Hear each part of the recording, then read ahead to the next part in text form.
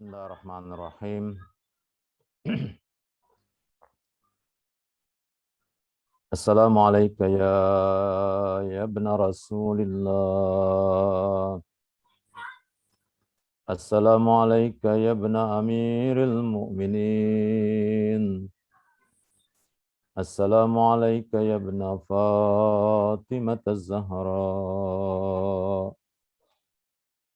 Assalamualaikum ya ibn Assalamualaikum ya ibn Sarallahi wa ibn Sarihi wal witral mautur. Assalamualaikum ya Aba Abdullah wa alal arwah allati halat bifina'i. Alaika minni salamullahi abada ma baqitu wa baqiyal lailu wan nahar wa la ja'alahu Allahu akhiral ahdi minni li ziyaratikum. Assalamu ala al-Husain wa ala Ali ibn al-Husain wa ala auladil Husain wa ala ashabil Husain. Bapak-bapak, ibu-ibu, assalamualaikum warahmatullahi wabarakatuh. Alhamdulillahirabbil alamin.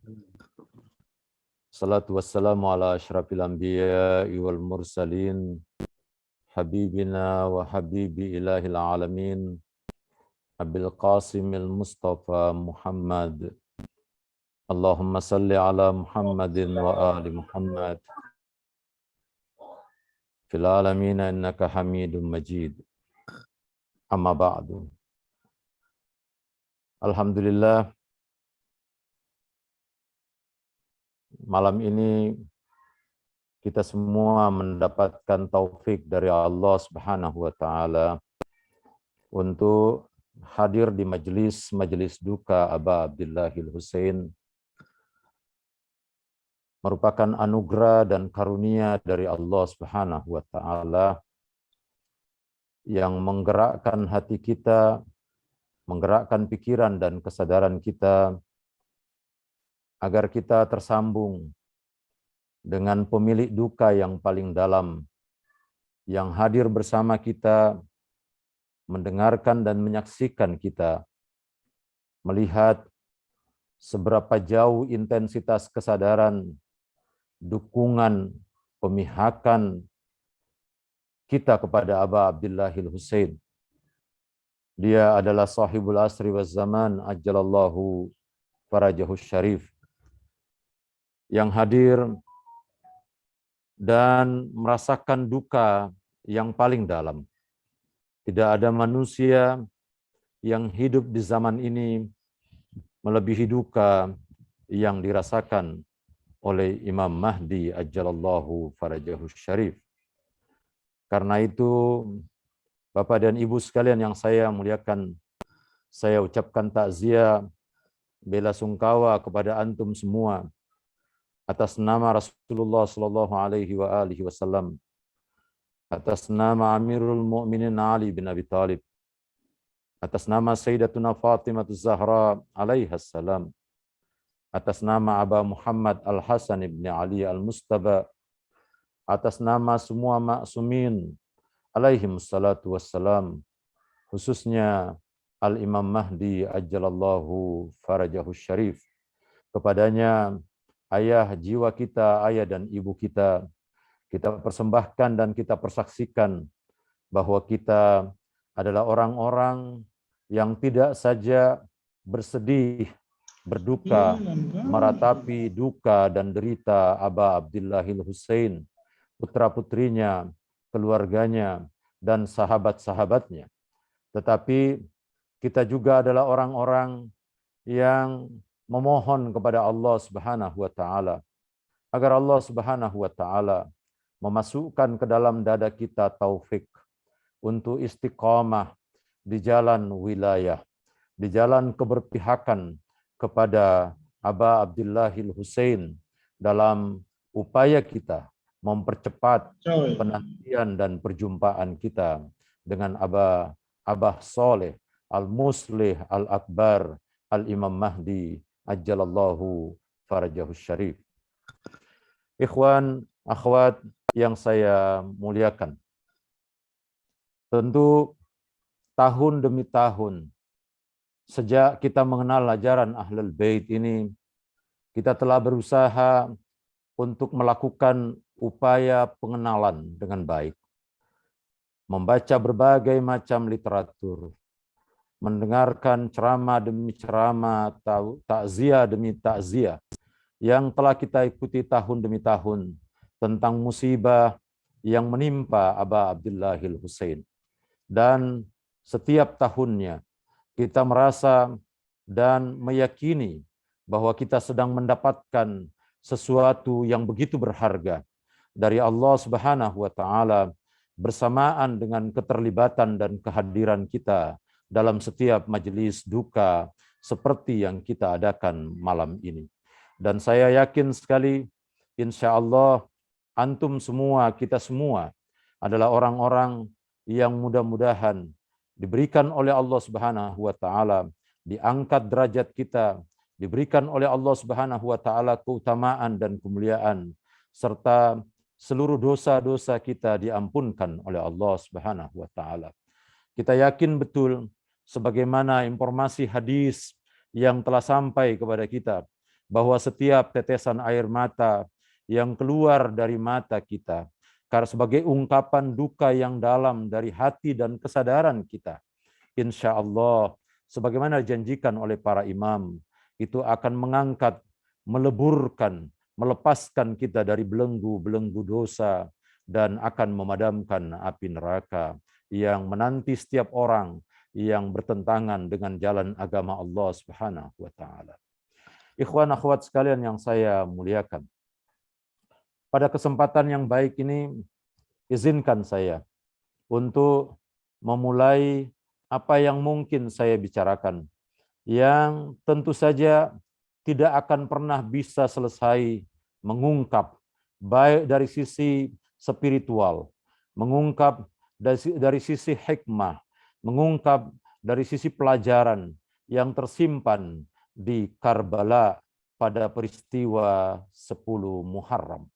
Kita percaya betul bahwa peristiwa Muharram, peristiwa Asyura, peristiwa pembantaian Aba Abdillahil Husain di Karbala bukan sebuah peristiwa yang dikaji dengan sekali kajian, lalu terungkap seluruh peristiwa dan rahasia-rahasia yang ingin diambil sebagai pelajaran oleh umat manusia.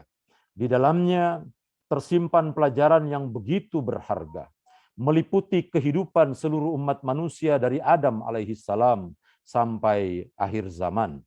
Kenapa saya harus katakan demikian? Ikhwan sekalian, Bapak dan Ibu yang saya muliakan, dalam pengetahuan ilmu dan iradahnya Allah, dalam ilmu dan iradahnya Allah, sejak Allah Subhanahu wa taala menciptakan umat manusia pertama kalinya dan menurunkan agama Allah Subhanahu wa taala dari Adam sampai Nabi kita Muhammad sallallahu alaihi wasallam, Allah Subhanahu wa taala dengan ilmunya dan iradahnya telah mengetahui bahwa agama ini dan para penegak-penegak agama ini akan berhadapan dengan musuh-musuh yang ingin menghancurkan agama ini. Dan ada dua bentuk musuh yang siap menghadang agama suci Allah Subhanahu wa taala secara terus-menerus. Musuh yang pertama adalah musuh yang datang dari luar, dan musuh yang kedua adalah musuh yang datang dari dalam. Dua musuh ini telah melahirkan banyak martir dalam perjalanan sejarah kehidupan umat manusia. Dua musuh yang lahir yang menyertai kehadiran agama sepanjang zaman beserta para nabi dan rasulnya selalu menghadirkan martir demi martir untuk membela agama.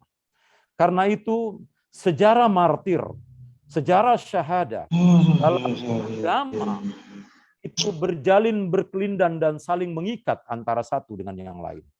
Untuk apa? Untuk menunjukkan bahwa agama ini melahirkan manusia-manusia yang berkualitas. Manusia-manusia yang memiliki preferensi yang kuat terkait dengan eksistensi dari ajaran agama suci yang mesti mewujud dalam pribadi-pribadi manusia yang mengikuti dan mengambil agama itu sebagai pedoman hidupnya.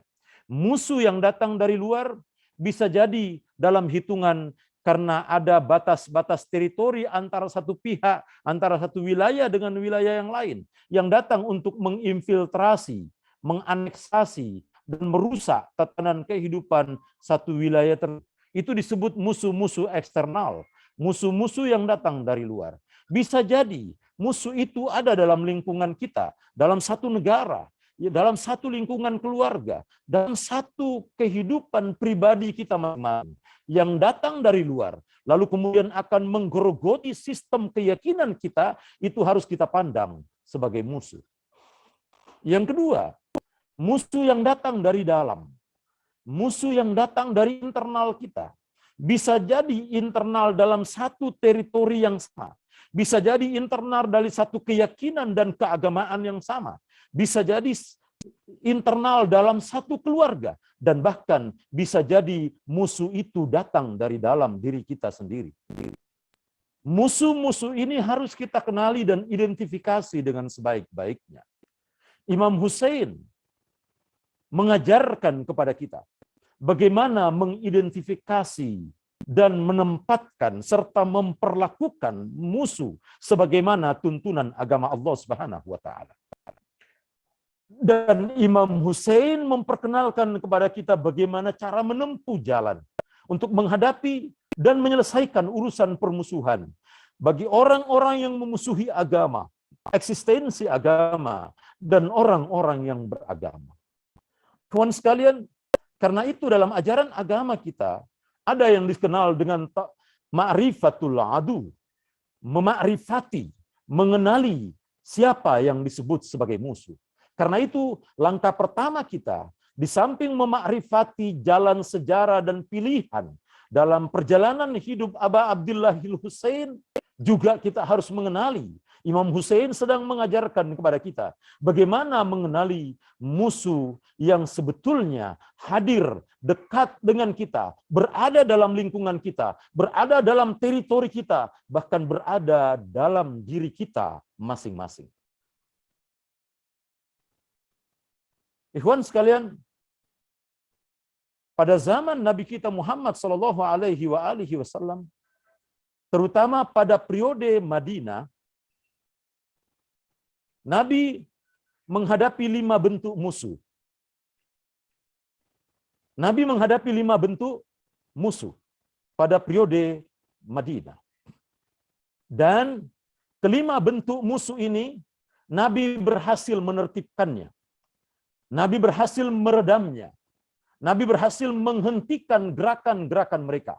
Tetapi anasir-anasirnya, unsur-unsurnya masih tetap hidup dalam kehidupan sosial masyarakat Islam yang ditinggalkan oleh Nabi kita Muhammad sallallahu alaihi wasallam, dan kelima kelompok inilah yang melakukan konspirasi untuk melahirkan dinasti Bani Umayyah.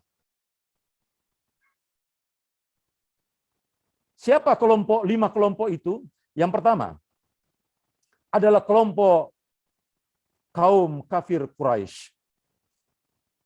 Ini kelompok pertama yang menjadi musuh Rasulullah Sallallahu Alaihi Wasallam.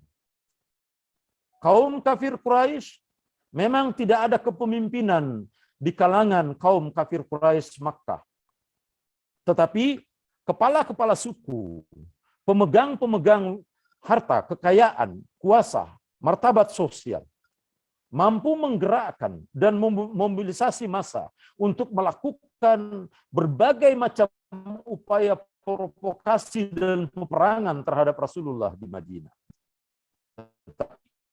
Tahu pada Futuh Makkah, Rasulullah berhasil meredam mereka dan memaksa sebagian mereka untuk menerima Islam, yang kemudian mereka dikenal sebagai kelompok Islam Tulaqa.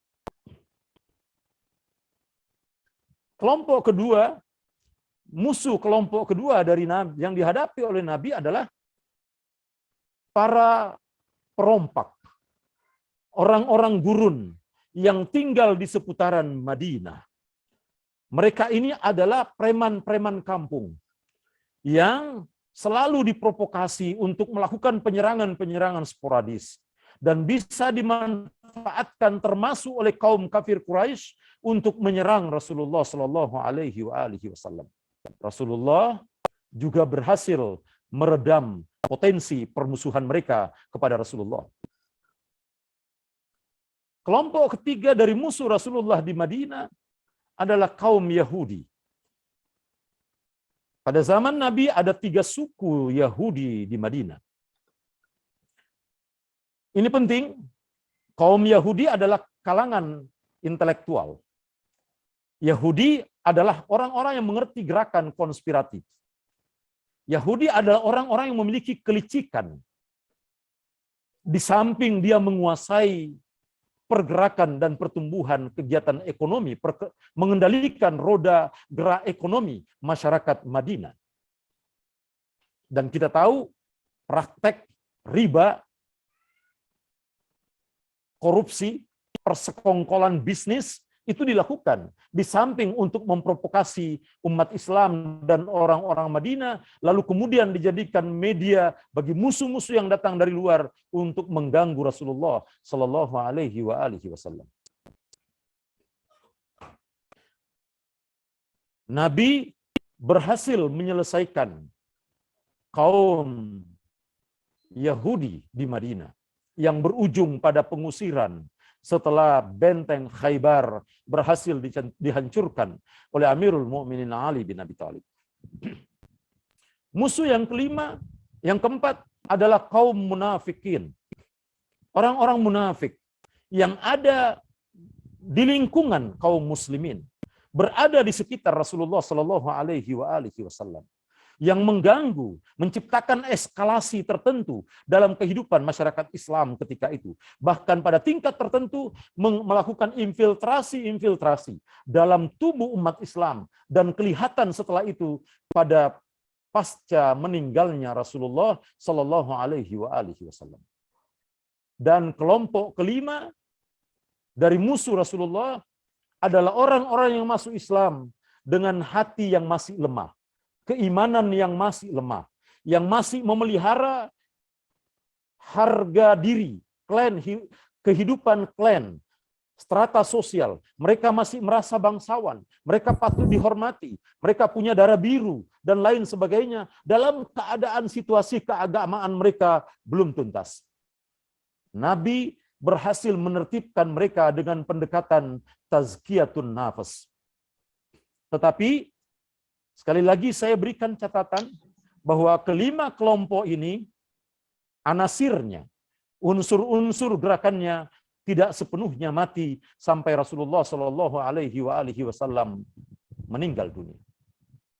Dan kita tahu bahwa sepeninggal Rasulullah Shallallahu Alaihi Wasallam, kelima kelompok ini berhasil memobilisasi diri, melahirkan satu gerakan konspiratif untuk kemudian mengangkangi, merusak tatanan ilahi tentang sistem kepemimpinan yang dikehendaki oleh Allah dan telah disampaikan oleh Rasulullah pada peristiwa Ghadir Qum. Inilah yang melahirkan konspirasi yang kemudian berujung pada pembantaian Aba Abdillahil Husain di Karbala. Ikhwan sekalian yang sama dimuliakan Allah Subhanahu wa taala, saya ingin berpindah segera bahwa kelima kelompok inilah yang kemudian menciptakan situasi politik pada 3 periode pemerintahan sebelum Amirul Mukminin Ali bin Abi Thalib.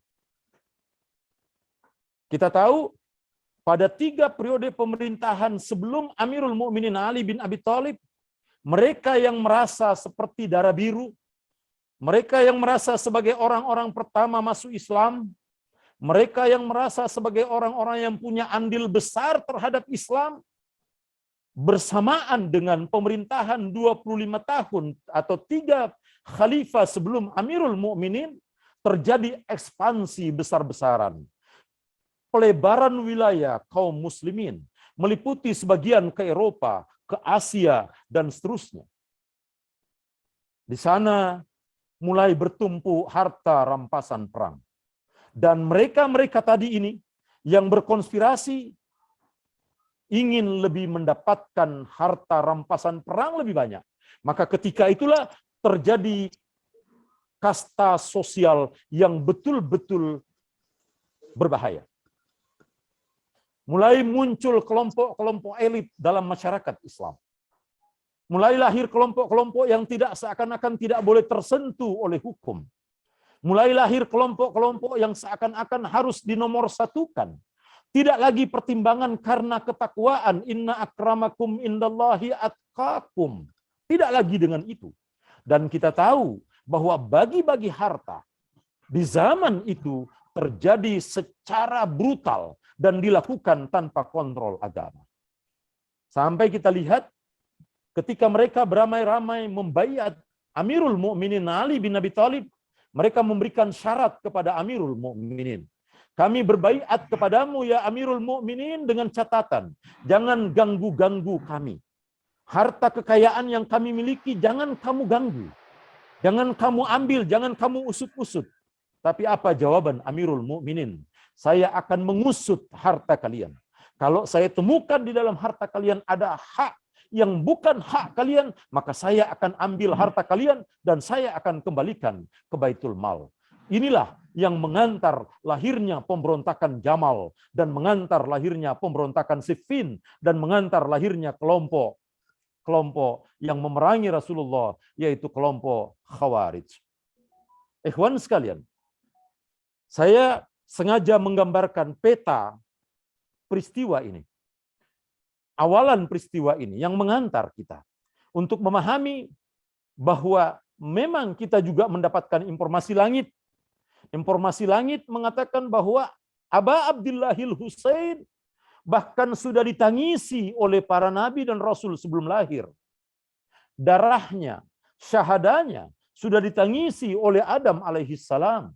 Sudah ditangisi oleh Nuh alaihi salam, sudah ditangisi oleh seluruh nabi dan rasul, sudah ditangisi oleh Rasulullah sallallahu alaihi wasallam, sudah ditangisi oleh Sayyidah Zahra, sudah ditangisi oleh Amirul Mukminin sebelum peristiwa Karbala 10 Muharram 61 Hijriah.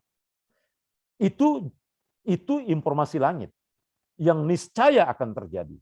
Tapi hukum niscaya itu juga mengharuskan adanya hukum kausalitas yang mengantar proses itu. Dan hukum-hukum kausalitas itu seperti yang saya ceritakan tadi. Seperti yang saya sampaikan tadi. Bahwa ada konspirasi yang terus menguat untuk mengantar kejadian itu terjadi pada 10 Muharram. Ikhwan sekalian yang sama saya muliakan. Karena itu kita kenal bahwa Rasulullah Shallallahu Alaihi Wasallam pernah bersabda, "Ayuhan nas, ma min syai'in yuqarribukum minal jannati wa yubaidukum minan nar illa wa qad amartukum bih." Wahai manusia, tidak ada suatu perkara yang akan mendekatkan kalian kepada surga dan akan menjauhkan kalian dari neraka, kecuali telah saya sampaikan kepada kalian secara total, secara sempurna. Apa maksudnya? Bahwa Nabi telah selesai urusannya. Semua ajaran yang akan mengantar manusia masuk ke dalam pintu surga, yang akan menjauhkan dan membebaskan manusia dari api neraka, sudah selesai. Tetapi kelompok manusia yang memang punya rencana sebagaimana berada dalam ilmu dan iradahnya Allah Subhanahu wa taala untuk berkonspirasi terus-menerus dalam rangka melakukan perusakan terhadap agama, itu berjalan sepanjang sejarah. Karena itulah, siapa yang akan menyertai Aba Abdillahil Husain? Bagaimana agar Aba Abdillahil Husain dengan seluruh peristiwa yang menimpanya di Karbala itu menjadi sesuatu yang berpengaruh, tidak saja menjadi pelajaran bagi orang-orang yang hidup pada zamannya, tapi juga bahkan dan harus berlaku pada manusia-manusia setelahnya hingga zuhurnya Aba Abdillahil Husain. Ikhwan sekalian, karena itu kebangkitan Aba Abdillahil Husain untuk menghadapi permusuhan, baik yang datang dari luar maupun yang datang dari dalam, Aba Abdillahil Husain menghadapi dua kemungkinan kesudahan dari perjuangan yang akan dia lakukan. Kesudahan pertama adalah mengambil alih kekuasaan dan bisa menegakkan agama ini, mengatur umat berdasarkan prinsip-prinsip agama. Dan kesudahan yang kedua adalah syahadah. Adalah syahidnya Aba Abdillahil Husain. Dua inilah yang niscaya terjadi dalam pilihan Aba Abdillahil Husain menghadapi konspirasi musuh-musuh agama yang datang dari luar dan maupun datang dari dalam. Aba Abdillahil Husain melakukan pergerakan itu untuk dua kesudahan tadi. Kalau bukan mengambil alih kekuasaan, maka dia akan syahid. Kalau tidak berhasil meraih kekuasaan, maka syahada sesuatu yang niscaya. Dan Aba Abdillahil Husain melakukan persiapan untuk dua hal ini. Jadi keliru kalau ada orang yang mengatakan bahwa Imam Husain berangkat ke Karbala itu dalam rangka untuk menjemput takdirnya semata. Tidak. Tidak hanya sekedar untuk menjemput takdirnya semata. Aba Abdillahil Husain datang ke Karbala untuk menyempurnakan taklifnya sebagai seorang pemimpin agama. Dalam rangka menunjukkan bahwa agama ini harus hidup di tengah-tengah badai kemunafikan, kemusyrikan, kejahatan yang dilakukan oleh para penguasa. Jadi bukan sebatas berangkat untuk melakukan kematian massal, menjemput kematian massal. Tidak. Tidak hanya sebatas itu. Berangkat ke Karbala adalah upaya untuk menuntaskan, menyempurnakan taklifnya masing-masing. Ikhwan sekalian, akhwat sekalian. Seperti itulah hidup kita semestinya. Setiap kita, di atas pundak kita ini kita mengemban tanggung jawab. Tanggung jawab pertama apa? Tanggung jawab pertama dan utama sebagai bentuk nikmat terbesar dari Allah, wa amma bi ni'mati rabbika fahaddis.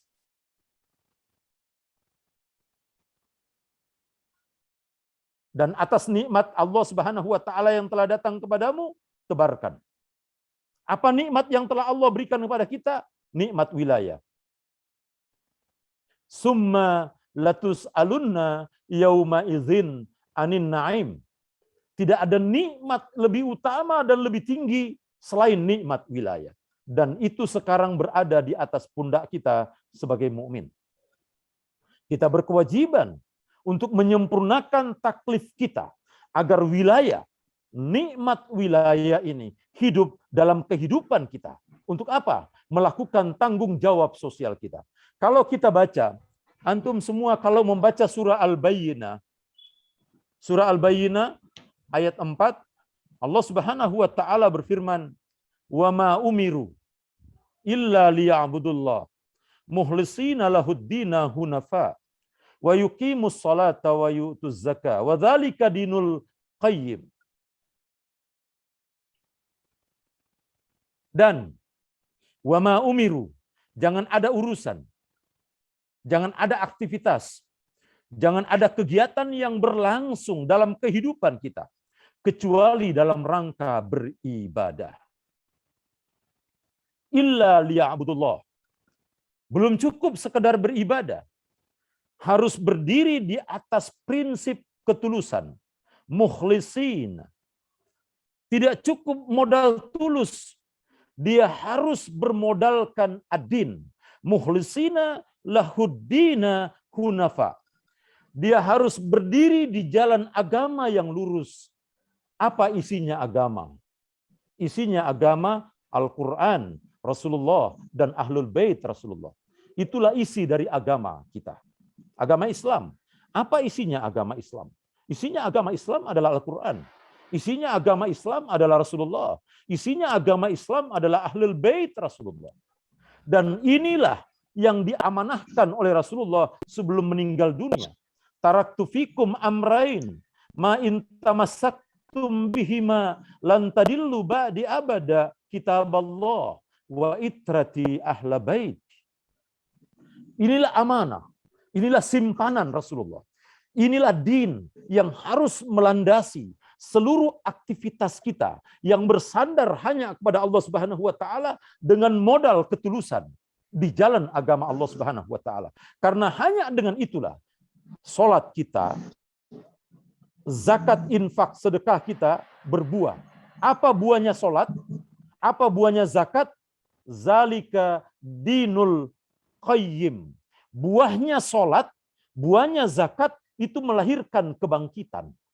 Ada orang sholat, ada orang bayar zakat, ada orang bayar humus, tapi tidak melahirkan kebangkitan, itu belum melahirkan buah, belum melahirkan hasil. Zalika dinul qayyim. Kebangkitan agama, qiyam agama ini, itu dibuktikan setelah kita melakukan sholat, mengeluarkan hak-hak kewajiban yang ada pada diri kita. Ikhwan sekalian, karena itulah sholat dilakukan oleh Aba Abdillahil Husain yang kemudian betul-betul melahirkan kebangkitan agama ini. Dan ini yang disebutkan dalam banyak hadis bahwa mengingat Aba Abdillahil Husain lahararatan fi qulubil mu'minin.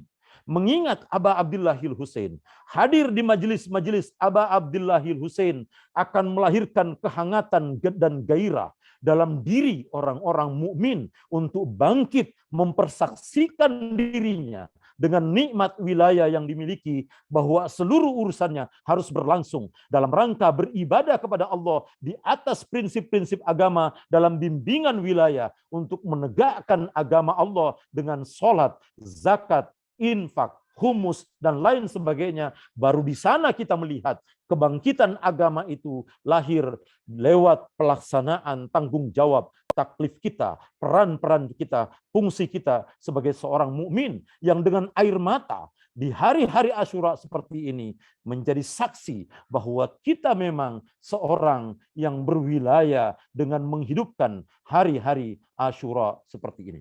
Ikhwan sekalian yang sama dimuliakan Allah. Itu poin kedua yang saya sampaikan. Poin ketiga, ikhwan sekalian yang saya muliakan,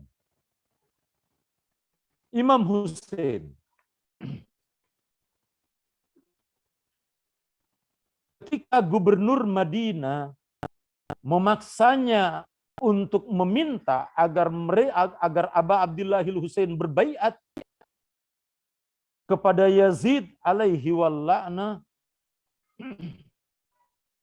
Imam Hussein mengatakan, tunggulah besok. Besok pagi saya berikan jawaban kepadamu. Paginya atau malam harinya Imam Hussein pamit kepada Rasulullah, dan paginya saya tidak akan menceritakan peristiwa bagaimana Rasulullah berada di pusara Rasulullah Shallallahu Alaihi Wasallam, bagaimana Imam Hussein berada di pusara Aba Abdillahil Husain. Ikhwan sekalian, paginya Imam Hussein bertemu dengan Marwan bin Hakam alaihi walla'nah. Marwan kemudian menyapa Aba Abdillahil Husain. Marwan berkata, ya Aba Abdillah, kenapa engkau memilih kematian? Kenapa tidak engkau berbaiat saja kepada Yazid agar engkau selamat, agar engkau bisa melaksanakan tugas-tugasmu tanpa harus diganggu? Hiduplah dengan tenang, lalu berbaiatlah kepada Yazid. Apa jawaban Aba Abdillahil Husain? Imam Hussein kemudian mengatakan, inna lillahi wa inna ilaihi raji'un. Wa alal islami salamun. Qad buliyat ummati bira'in misli Yazid.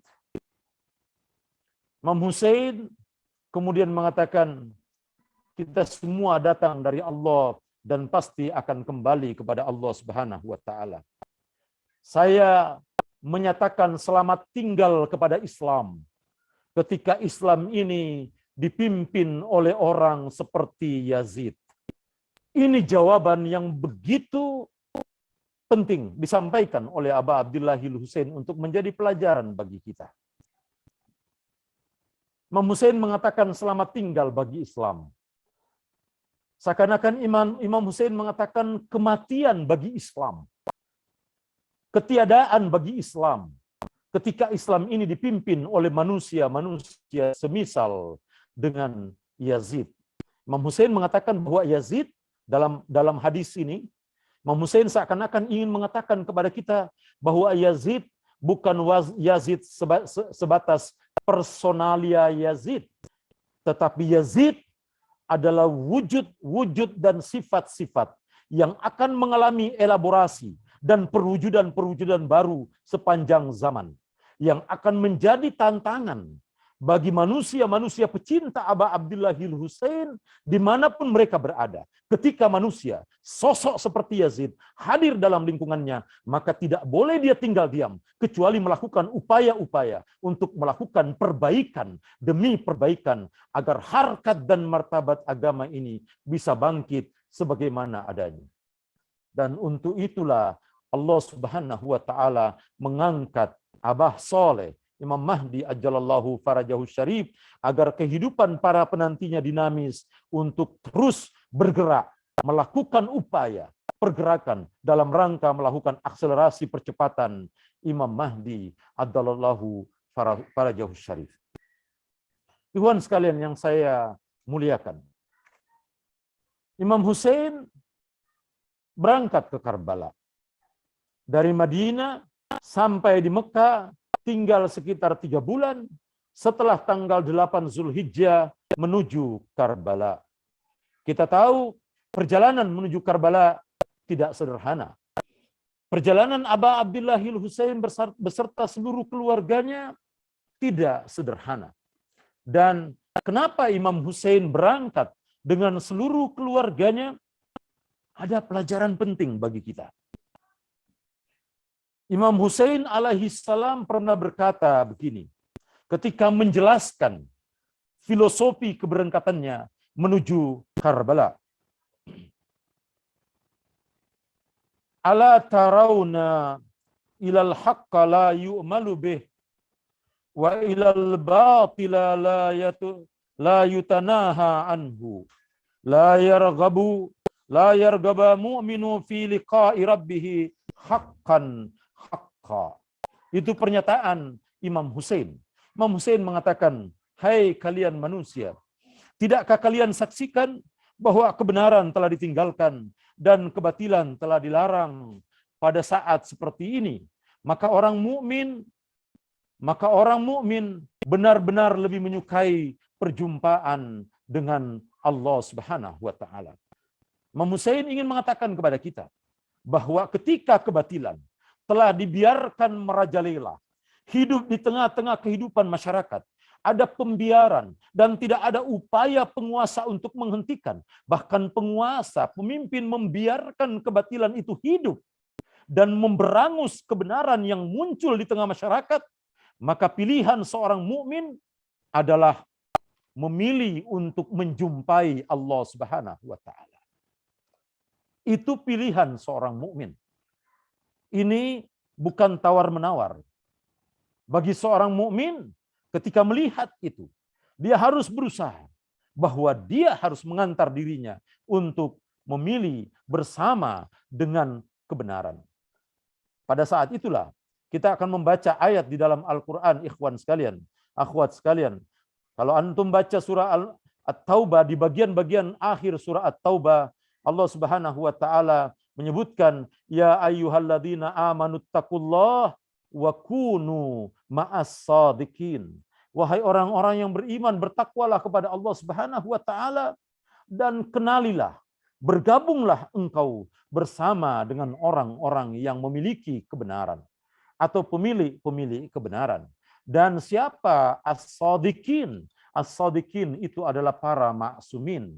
Setelah para maksumin ada wakil-wakil maksumin. Siapa wakil maksumin Imam Mahdi ajalallahu farajahu syarif hari ini? Dia menurut saya dan saya yakini dia adalah Imamul Qaid Sayyid Ali Khamenei sebagai wakil dan perpanjangan tangan Al-Imam Mahdi ajalallahu farajahu syarif. Tidak ada manusia seperti dia yang berdiri menghadapi barat, timur, utara, dan selatan. Yang selalu melakukan tindak kezaliman. Berdiri sendiri. Di saat yang sama, dia mengulurkan tangan damai bagi siapa saja yang ingin berdamai dengannya tanpa membedakan agama, suku, ras, dan lain sebagainya. Itulah Sayyidul Qaid Amir Imam Ali Khamenei. Dan Ahlul Bait Indonesia, organisasi yang kita dirikan 2010, sejak awal menyatakan bahwa berwilayah dan ingin berdiri tegak di belakang Sayyidul Qaid Imam Ali Khamenei. Sebagai kelanjutan dari kesadaran berwilayah dari Allah, Rasulullah, para imam, Imam Mahdi, wakil imam, yaitu Imam Ali Khamenei. Supaya wilayah ini tersambung kepada Allah Subhanahu wa Ta'ala. Ikhwan sekalian, akhwat sekalian yang saya muliakan. Pilihan ini terjadi. Apakah peristiwa Karbala itu akan melahirkan kemenangan? Ya. Jawabnya melahirkan kemenangan. Bagaimana bentuk kemenangannya? Kemenangan pertama. Ini ikhwan yang saya, poin ketiga atau poin keempat yang saya ingin bicarakan pada kesempatan terakhir ini. Kemenangan apa yang dilahirkan oleh peristiwa Karbala? Kemenangan pertama adalah segera terpisah secara jelas. Terpisah secara tegas. Siapa yang berpihak kepada kebenaran dan siapa yang berpihak kepada kebatilan. Kemenangan itu berlanjut dan bahkan bergulir seperti bola salju yang semakin hari semakin membesar.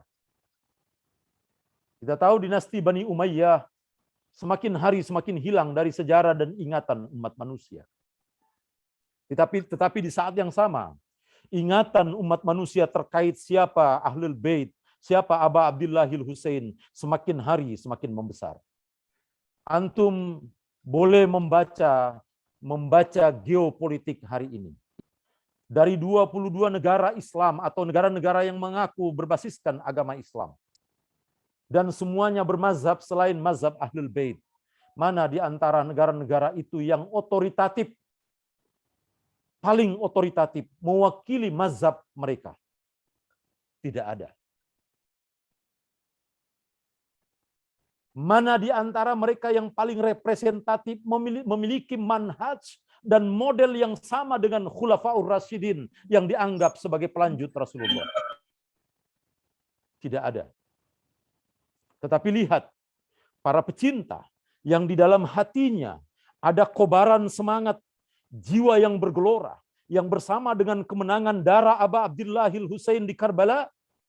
Lihat, dia bergelinding terus-menerus seperti bola salju dan melahirkan satu wilayah oleh Imam Khomeini bernama Republik Islam Iran. Dia mengukuhkan dirinya sebagai satu negara dengan sistem yang berbeda dengan semua bacaan sistem politik yang pernah dipikirkan oleh umat manusia sepanjang sejarah dan bisa menjawab tantangan dan problema kehidupan berbangsa dan bernegara di tengah-tengah diembargo oleh berbagai macam musuh. Baik mereka yang menyatakan dirinya bermusuhan terang-terangan maupun yang secara diam-diam melakukan konspirasi dengan para musuh. Tidak ada yang lain. Dan inilah kemenangan yang nyata dari peristiwa Asyura. Yang kedua, ikhwan sekalian yang sama dimuliakan Allah. Kalau kita baca sejarah satu persatu para sahabat Aba Abdillahil Husain. Kalau kita baca, renungi baik-baik sejarah setiap sahabat-sahabat Aba Abdillahil Husain yang menyertai Aba Abdillahil Husain. Keluarga Aba Abdillahil Husain yang hadir di padang Karbala. Kita akan menemukan pelajaran yang begitu sistematis, pelajaran yang begitu indah, yang tidak saja menggugah dan membasahi mata kita karena kita terserap oleh perasaan sedih kita, perasaan empati kita kepadanya. Tetapi lebih dari itu, menyimpan sebuah spirit, menyimpan sebuah kerangka sistematis tentang bagaimana hidup beragama yang benar. Satu contoh yang saya ingin berikan. Sebelum saya bercerita kisah satu dua sahabat, sebagai akhir dari pembicaraan saya pada kesempatan malam ini. Satu contoh, epik dari peristiwa Karbala mengajarkan kepada kita bagaimana hidup sebagai mukmin yang terpimpin. Salah satu budaya yang harus kita hidupkan sebagai Syiah, sebagai penanti Imam Mahdi adalah budaya terpimpin. Ini yang harus dimiliki oleh Syiah. Dan salah satu pelajaran yang bisa kita dapatkan dari Karbala adalah pelajaran sahabat-sahabat keluarga Rasulullah yang hidup dalam kepemimpinan dan kepatuhan secara penuh atas pemimpin yang bersama dengannya. Mereka tidak akan melangkah, mereka tidak akan berkomentar, mereka tidak akan bersikap kecuali mendapatkan izin dari sang pemimpin. Kita lihat di Karbala tidak ada satupun sahabat yang bergerak maju ke medan laga sebelum diizinkan oleh Imam Hussein untuk maju. Tidak ada satu sahabat yang mengandalkan emosinya lalu bergerak sendiri maju ke medan laga tanpa sebelumnya mendapat izin dari Imam Hussein. Padahal di depannya jelas sudah berpihak, berada bersama dengan Imam Hussein sepanjang perjalanan. Tapi untuk menuntaskan tugasnya dalam membela Aba Abdillahil Hussein, dia harus mengkonfirmasi apakah Aba Abdillahil Hussein sudah ridho kepadanya sehingga Allah juga ridho menerima amalia yang dia lakukan. Dan antum bisa saksikan semua sahabat sebelum meregang nyawanya yang terakhir, ketika dia sudah dicincang-cincang, setelah dia roboh dari kudanya, roboh dari posisinya berdiri, tumbang oleh desakan panah dan tebasan pedang, mereka menatap ke arah Aba Abdillahil Hussein, lalu kemudian mengucapkan salam kepada Aba Abdillahil Hussein dan mengatakan, wahai Aba Abdillahil Hussein, apakah engkau telah menerima persembahanku kepadamu? Ikhwan sekalian,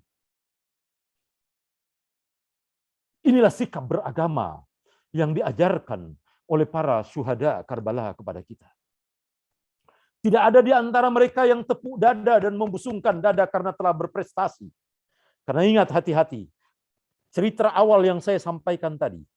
Orang-orang as-sabiqunal awalun, orang-orang yang merasa lebih awal, tepuk dada bahwa mereka berperan, mereka punya andil untuk berdirinya agama, dan karena itu ketika terjadi rampasan perang, mereka ingin mendapatkan hak yang lebih, mereka ingin diperlakukan lebih utama, mereka ingin diperlakukan terhormat, dan seterusnya, lalu melahirkan sistem strata, kasta sosial dalam masyarakat Islam yang dari awal ditolak oleh Rasulullah sejak Islam didakwakan pertama kali. La Arabi wala Ajami. Tidak ada Arab, tidak ada Ajam. Semua sama di hadapan Allah Subhanahu wa taala. Apa yang membedakannya? Akramakum indallahi atqakum. Prestasi-prestasi yang cukup dia mendapatkan ridho dari Allah Subhanahu wa taala melalui ridho para pemimpinnya. Inilah yang harus kita konfirmasi setiap kali kita melakukan aktivitas. Ada kekeridaan Aba Soleh melalui pemimpin zaman yang bersama dengan kita. Apakah itu maraji yang kita ikuti? Dan saya bermarja kepada Imam Ali Khamenei sekaligus menyatakan diri saya, mudah-mudahan saya diterima oleh Imam Ali Khamenei sebagai pengikut dan pecintanya dalam menanti zuhurnya Al-Imam Mahdi ajallallahu farajahu syarif. Kebijakan-kebijakan yang kita ambil dalam organisasi Ahlul Bait Indonesia, insya Allah kita bisa pertanggungjawabkan bahwa berada pada khat dan kebijakan wali faqih melalui para ustadz yang ada di Dewan Syura. Ikhwan sekalian, itu pelajaran kedua yang kita bisa dapatkan. Kemenangan kedua yang bisa kita dapatkan. Yang ketiga, ikhwan sekalian yang sama dimuliakan Allah Subhanahu wa taala. Tanggal 2 Muharram adalah hari pertama Nabi Aba Abdillahil Husain menjejakkan kakinya di Karbala.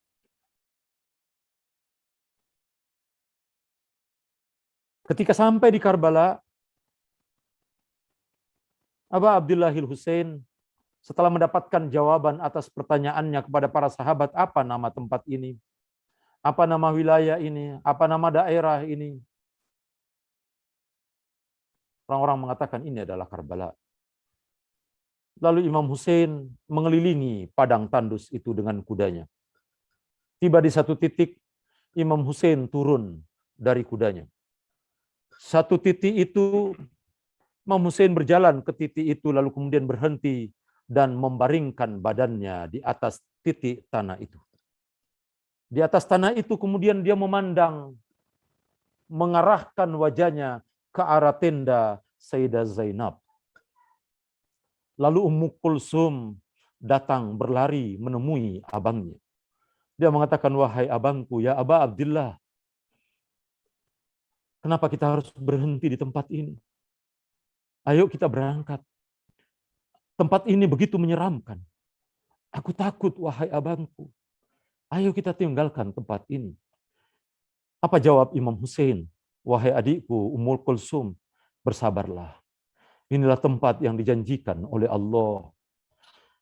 Di tempat aku berbaring inilah orang-orang terkutuk akan berlaku zalim kepadaku.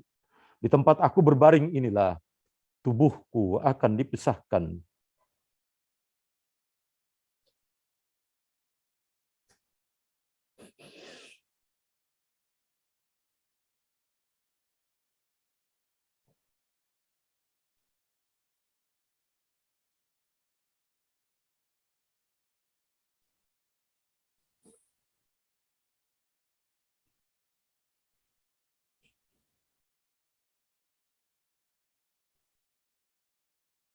Imam Husain berada pada posisi itu untuk memastikan, berbaring di tempat itu untuk memastikan bahwa besok tanggal 10 Muharram, ketika orang-orang zalim, durjana dan terkutuk itu memperlakukannya secara kejam,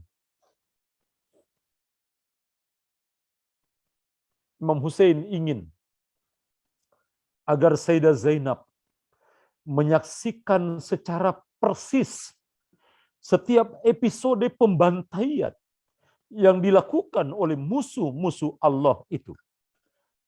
Agar Sayyidah Zainab menjadi pembawa cerita, kisah yang paling otoritatif atas musibah yang menimpa Aba Abdillahil Husain. Sampai dalam sejarah disebutkan bahwa setiap senti dari pedang-pedang yang menyayat kulit Aba Abdillahil Husain itu disaksikan oleh Sayyidah Zainab.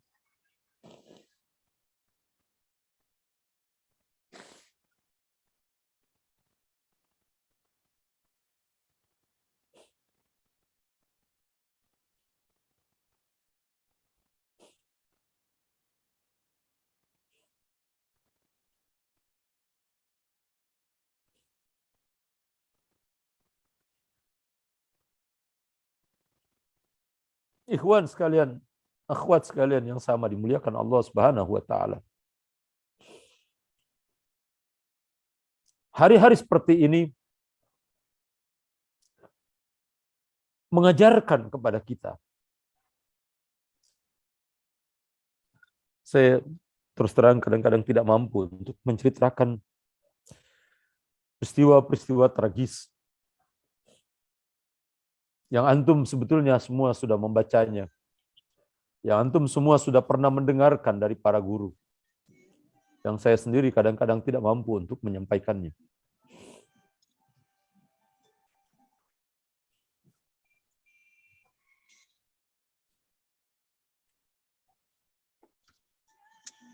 Saya biasa membawa jamaah ziarah arba'in. Setiap kali bersama dengan jamaah ziarah arba'in, ketika akan berangkat dari Najab menuju Karbala, saya mengatakan begini kepada para peziarah. Wahai ikhwan, akhwat sekalian, bapak dan ibu, sebentar lagi kita akan berjalan menuju padang Karbala. Antum akan tahu, di sepanjang jalan itu ada dua jalur. Jalur cepat dan jalur di mana banyak makanan, minuman yang ditawarkan kepada orang-orang yang berjalan. Kadang-kadang mereka memaksa kita agar kita meminum airnya, mencicipi buahnya, mencicipi makanan mereka. Tapi tahukah kita bahwa Sayyidah Zainab ketika digiring dalam keadaan kakinya diikat menuju Damaskus, jangankan mereka mendapatkan tawaran air minum, jangankan mereka disapa dengan hormat, mereka bahkan dicaci maki, mereka dicela, mereka dilempari batu, mereka dimaki-maki, mereka dicambuk, mereka dijambak, mereka diperlakukan seperti budak-budak tawanan. Padahal mereka adalah putri-putri Rasulullah Sallallahu Alaihi Wasallam.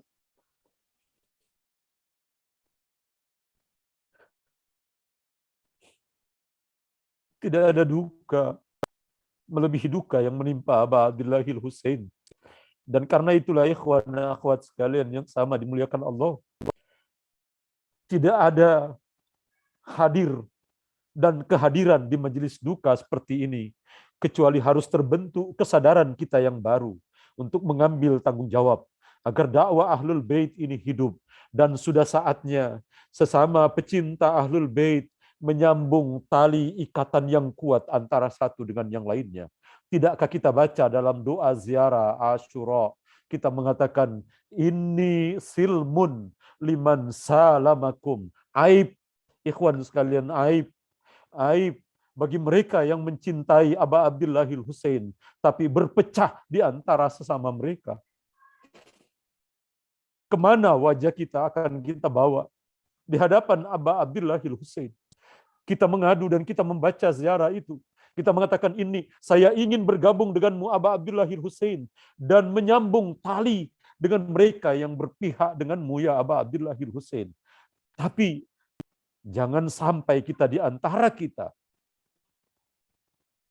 tidak siap untuk bersatu antara satu dengan yang lain. Bahkan berpecah dan membiarkan perpecahan itu terjadi. Bahkan ikut-ikut menyulut perpecahan itu di antara sesama kita. Ini adalah aib dan tidak layak rasanya kita untuk hadir di majelis-majelis Aba Abdillah Husain seperti ini ketika kita terus membiarkan perpecahan itu terjadi di antara sama kita, lalu kita tidak mendamaikan antara satu dengan yang lainnya. Pergerakan Aba Abdillahil Husain dengan 72 pasukannya itu ditandai dengan soliditas yang kuat di antara sama mereka, dan karena itulah melahirkan kemenangan yang abadi yang dikenang ribuan tahun, bahkan sampai datangnya Al-Imam Mahdi ajjalallahu farajahus syarif. Ahlul Bait Indonesia didirikan dalam rangka untuk mengantar para pecinta Ahlul Bait di Indonesia ini untuk berdamai, bersatu, berada dalam satu pola, berada dalam satu sistem, berada dalam satu mekanisme yang disepakati bersama untuk mengantar kita pada cita-cita penantian kita, menuntaskan tugas dan kewajiban kita, tanggung jawab kita sebagai seorang mukmin yang berwilayah kepada wilayah Amirul Mukminin untuk menanti zuhurnya Aba Soleh Al-Imam Mahdi ajjalallahu farajahus syarif. Ikhwan sekalian, saya tidak mampu bercerita lebih banyak dari itu. Maaf. Mudah-mudahan antum semua kita semua yang hadir pada malam ini diberikan oleh Allah Subhanahu wa taala taufik. Mohon maaf billahi taufik wal hidayah. Assalamualaikum warahmatullahi wabarakatuh.